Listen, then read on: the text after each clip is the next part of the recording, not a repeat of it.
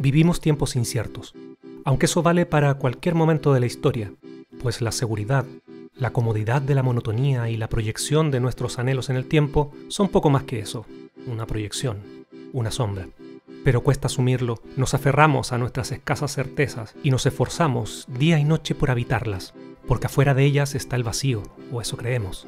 La falta de un destino claro, la destrucción y creación constante. Afuera está la enfermedad, la vejez y la muerte, como si adentro hubiera otra cosa, algo completamente diferente. Eso sí, vivimos tiempos en los que esa incertidumbre se ha hecho más notoria, y quizás sea bueno mirarnos con el prisma de una obra que, allá en 1987, retrató una sociedad en descomposición y cuya lectura resulta, en la actualidad, aún más contingente. El país de las últimas cosas, de Paul Auster. La novela navega con soltura entre la narrativa distópica y la posapocalíptica, aunque parece más la pesadilla de un ciudadano del primer mundo, en la que el estado de bienestar y de derecho han sucumbido, retratando el fracaso del proyecto moderno, en particular el de la sociedad de consumo, por lo que el conjunto de individuos, ya no una sociedad organizada, regresa a formas rudimentarias de existencia, pues asume que la capa civilizatoria es sumamente delgada y que, ante la escasez de recursos, la humanidad retrocedería hacia comportamientos irracionales y primitivos. En la ciudad no existe la política como tal. Todos están demasiado hambrientos, demasiado perturbados, demasiado enfrentados entre sí mismos para pensar en eso. No creo que sea una novela distópica propiamente tal, como 1984 de Orwell, porque no se nos muestra un sistema político construido con excusas utópicas, pero que se sustente en el absoluto control y opresión de sus ciudadanos. Buena parte de las desgracias que experimentan los habitantes ocurren precisamente por un estado con escasas facultades. Y tampoco me parece una novela posapocalíptica propiamente tal, como La carretera de McCarthy, pues hay todavía instituciones insertas en un mundo que, por las pocas señales que se nos entrega, podría ser como el nuestro, solo que sería un país con un estado ineficiente que permite que los ciudadanos se las arreglen como puedan, mientras la autoridad se enfoca en el reforzamiento de las fronteras y la gestión de los cadáveres. Algo así como Latinoamérica durante las dictaduras del siglo XX. El argumento a grandes rasgos consiste en lo siguiente. Ana llega a la ciudad en búsqueda de su hermano. Como el resto de los habitantes, cae en desgracia y debe conseguir dinero vendiendo objetos personales y buscando entre la basura. Entabla amistad con Isabel, quien le invita a vivir junto a Ferdinand, su marido. Muere Ferdinand misteriosamente luego de que Ana casi lo estrangulara, en respuesta a sus avances sexuales y después de haber soportado numerosas insolencias. Al poco tiempo muere también Isabel, por una enfermedad degenerativa. Ana es echada a la calle por algunos vecinos y en busca de refugio y retomando la misión inicial de encontrar a su hermano, conoce a Sam, el periodista enviado por el mismo medio de comunicación a encontrar a William. Sam, quien vive en la biblioteca tras abandonar su búsqueda, pasa los días escribiendo un libro sobre la historia de la ciudad. Ambos se enamoran, Ana queda embarazada y logran por algunas semanas ser felices en un contexto bastante precario. Hasta que un día Ana es engañada por otro habitante de la biblioteca que le ofreció comprar zapatos a un precio conveniente y termina en algo así como un matadero humano. Logra escapar lanzándose por la ventana. Sobrevive a la caída aunque queda inconsciente y pierde al hijo en gestación, producto del impacto y de sus heridas. Es rescatada por Victoria, quien gestiona la casa Woburn, una residencia en donde se acoge temporalmente a enfermos y mendigos. Pasan los días, Ana se va recuperando y se entera que la biblioteca fue incendiada y no hay forma de encontrar a Sam. Asumiendo que lo ha perdido, ya sea porque esté muerto o porque es realmente imposible encontrar a alguien en la ciudad, enfoca su atención en el trabajo que le ofrece Victoria dentro de la residencia. Comienza una relación romántica con Victoria, hasta que un día aparece Sam, buscando refugio. Una vez que, debido a un sangriento incidente, la casa Woburn también cae en desgracia, los tres, junto a su excéntrico benefactor, Boris Stepanovich, intentan salir de la ciudad. Pero estas son las acciones, lo que más importa es todo lo demás. La novela es una larga carta que Ana le escribe a un destinatario anónimo, y que en el fondo es el lector, nosotros, a quien va contando su experiencia en el país de las últimas cosas, que sería algo así como un fin del mundo lento, penoso, como un quejido ralentizado en lugar de un estallido. Una de las mejores cosas de la novela es el sutil cambio que va experimentando la percepción de la narradora protagonista, que poco a poco se va endureciendo, aunque nunca anestesiando, frente a las dificultades que experimenta y de las que es testigo.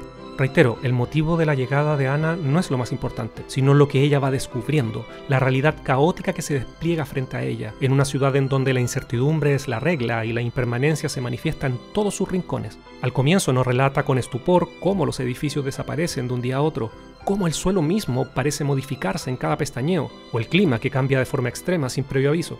A pesar de lo que puedas ver, los sucesos no son reversibles. El hecho de que hayas podido entrar no significa que puedas salir. Las entradas no se convierten en salidas. Y nadie te garantiza que la puerta por la que entraste hace apenas un minuto esté aún allí cuando la busques un instante después. Así son las cosas en la ciudad.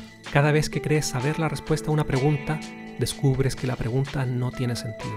La narración es muy efectiva en transmitir el impacto que esto provoca en Ana, ya que, si no fuera suficiente, este país de las pesadillas está poblado por grupos de excéntricos seres, corredores suicidas o runners para los ciúticos, saltadores suicidas o jumpers para los ciúticos, clínicas de eutanasia, clubes de asesinatos, recicladores de cadáveres abandonados en las veredas, caníbales, etc.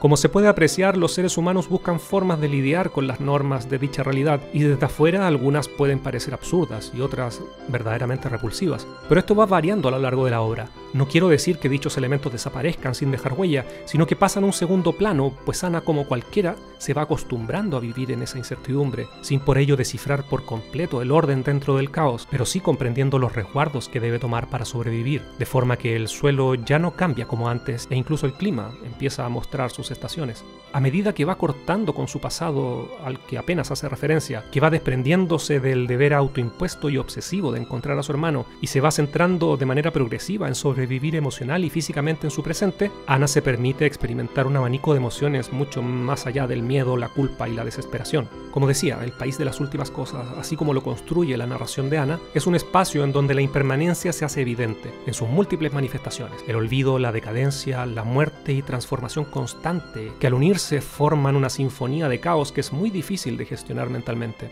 En dicho escenario, también aparece de forma más evidente esa reacción tan humana, el apego. Pero no me refiero a la teoría del apego filial necesario en la niñez. Hablo del apego a las formas de ser, a las formas de pensar, es decir, apego al orden que conocemos y a las estructuras de pensamiento asociadas a dicho orden. Apego, por tanto, a la vida tal y cual la entendemos. Apego a los recuerdos, a las emociones, a la autoimagen, a la ilusión del yo.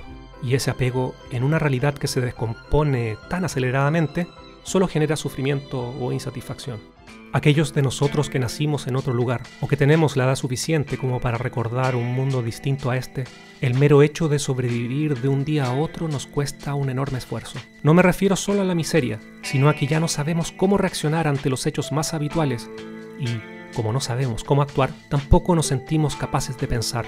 En nuestras mentes reina la confusión. Todo cambia a nuestro alrededor. Cada día se produce un nuevo cataclismo y las viejas creencias se transforman en aire y vacío. He aquí el dilema. Por un lado queremos sobrevivir, adaptarnos, aceptar las cosas tal cual están. Pero por otro lado, llegar a esto implica destruir todas aquellas cosas que alguna vez nos hicieron sentir humanos. Ante la evidencia de la decadencia y de la muerte, los personajes, Ana incluida, tienen a su disposición dos opciones. Por una parte están las conductas suicidas, de personajes que no soportan la sobrevivencia agónica que la ciudad impone, y quizás por apego a los recuerdos de lo que consideran una vida digna o menos dolorosa, deciden retirarse por los medios que tienen a su alcance, trabajando para poder pagar su propia muerte. Y la otra alternativa es la que toma Ana y los personajes a los que se va uniendo, es decir, plantearse un objetivo que distraiga la atención del problema exterior y evite el ruido mental que amplifica el miedo, el hambre y el frío. «Te morirás antes de acabar», le dije. «¿Y qué sentido tendría? Deberías dejar el libro y cuidarte un poco». «No puedo dejarlo. El libro es lo único que me mantiene en pie. Me impide pensar en mí mismo y hundirme en mis propios problemas. Si dejara de trabajar en él, no creo que pudiera sobrevivir ni un día más». Por ejemplo, Isabel vive para buscar sustento y cuidar a Ferdinand. Ferdinand se ha propuesto hacer barcos dentro de botellas cada vez más pequeñas. Sam está obsesionado con escribir un libro imposible de terminar y Victoria quiere continuar la obra de su padre, aunque no logra ayudar objetivamente a nadie. Ana se une a estos personajes y colabora con ellos para conseguir lo inalcanzable, aunque comprenda lo absurdo que eso puede llegar a ser, como la carta que ha escrito para nada, para nadie. Estos objetivos y el apoyo de otros personajes son las únicas herramientas con las que cuentan para sobreponerse a un contexto en donde la muerte y el nihilismo predominan. Boris Stepanovich es posiblemente el personaje que mejor sintoniza con el caos exterior, introyectándolo y modificando sus recuerdos y por tanto su identidad, todas las veces que la sobrevivencia lo requiera. ¿Es un mentiroso? Sí. ¿Un vendedor de ilusiones? También. Pero en un lugar donde toda la seguridad es ilusoria, parece la solución más cuerda. Debes comprender que todo es un espejismo, querida mía.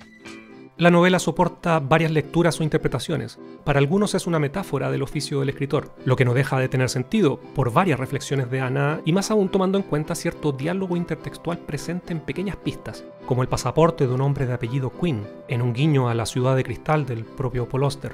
También con referencias a la novela Oblomov de Iván Goncharov o a Fantomas, ese popular personaje de novelas policíacas. Mi mente ya no es lo que solía ser, ahora es más lenta, más perezosa, menos ágil y me agota profundizar hasta en el más simple pensamiento.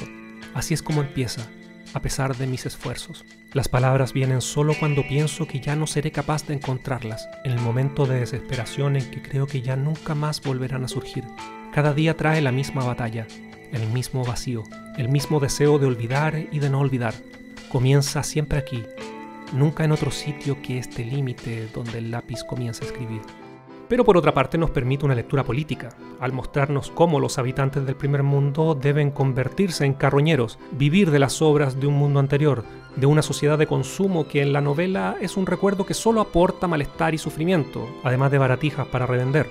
Puede perfectamente funcionar como metáfora más o menos precisa del tercer mundo o de países en vías de desarrollo que ante la pandemia actual, por ejemplo, han mostrado su verdadero rostro. Una sociedad que se come a sí misma, que traga sus heces, que se transforma en caníbal ante la imposibilidad de comprar un mejor futuro. Porque en el país de las últimas cosas, todo lo sólido se desvanece en el aire. Esta no es una historia edificante ni heroica. Ana solo busca sobrevivir a la intemperie y a la soledad, y en ese infierno, en el que todo se transmuta, ella escribe una marca en la muralla del olvido y la destrucción. Y nosotros leemos, contra la muerte, hasta la última palabra.